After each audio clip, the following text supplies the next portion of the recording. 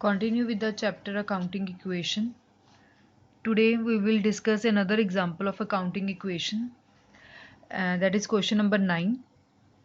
Prepare an accounting equation on the following transaction. Following transactions के accordingly एक accounting equation बनानी है. So accounting equation that is assets is equals to liabilities plus capital, ये हमने already पढ़ लिया, इसका फॉर्मेट हम बना चुके हैं. सबसे पहले ट्रांजेक्शन है started business with cash 70,000 cash के साथ बिजनेस को शुरू किया गया. सो फर्स्ट ट्रांजेक्शन में हमारा कैश बन गया 70,000 और जो भी पैसों के साथ हम बिजनेस शुरू करते हैं वो हमारी क्या बन जाती है, कैपिटल.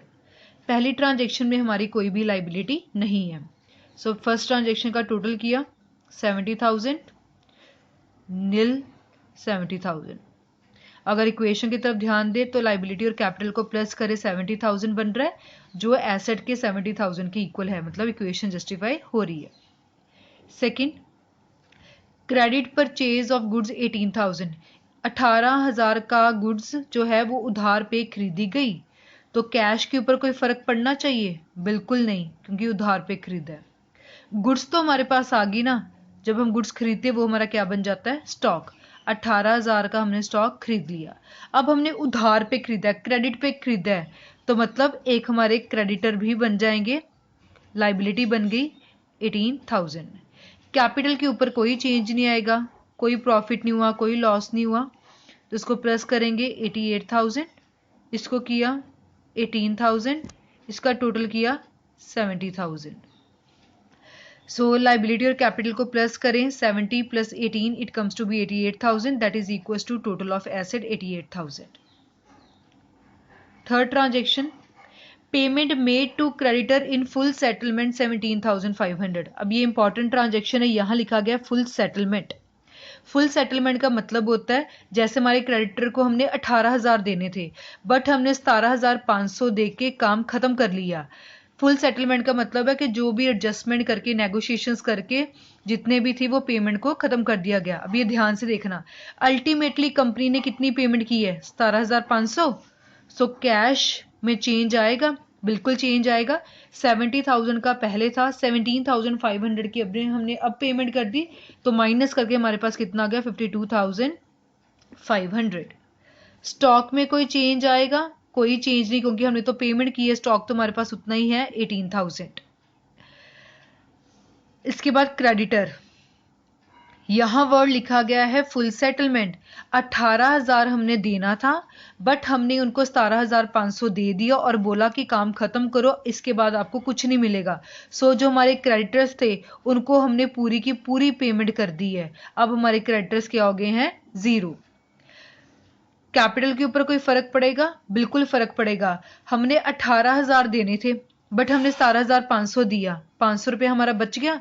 जो 500 रुपये हमारा बच गया वो हमारे लिए क्या हो गया, हमारा प्रॉफिट. सो 70,500 यहां पूरा खत्म कर दिया, 70,500. ये पॉइंट दोबारा देख लेते हैं. हमने क्रेडिटर्स को पेमेंट की 17,500 इन फुल सेटलमेंट. जब भी वर्ड फुल सेटलमेंट आएगा तो इसका मतलब यही होता है ज्यादा देने थे कम दे के काम खत्म हो गया, या ज्यादा मिलने थे कम मिलके काम खत्म हो गया. सो 18,000 के 18,000 पूरे के पूरे क्रेडिटर हमारे खत्म हो गए हैं. पेमेंट हमने 17,500 की, तो कैश में से 17,500 कम कर दिया. 18,000 देने थे, 17,500 ही दिया, तो 500 रुपये हमारा बच गया, वो हमारे लिए प्रॉफिट हो गया. तो प्रॉफिट हमने कैपिटल में प्लस कर दिया, इसका टोटल एसेट के इक्वल ही आ रहा है. सो इक्वेशन जस्टिफाई हो रही है. Fourth, purchase a machinery for cash 20,000. एक मशीन खरीदी गई है 20,000 रुपये दे के. सो 20,000 रुपया दिया गया, तो कैश के ऊपर फर्क पड़ेगा, बिल्कुल फर्क पड़ेगा. 20,000 माइनस कर दिया, ये बन गया आपके पास 32,500. स्टॉक में कोई चेंज आएगी? कोई चेंज नहीं, कुछ नहीं खरीदा, कुछ नहीं बेचा. हमने एक मशीन खरीद ली है बट हमारी एक न्यू एसेट बन गई मशीनरी, कितने की, 20,000 की. अब लाइबिलिटी कोई भी नहीं है, कैपिटल में कोई चेंज नहीं आया. इसका टोटल करें 70,500 0 70,500. कैपिटल और लाइबिलिटी का total equals to asset, equation justify हो रही है.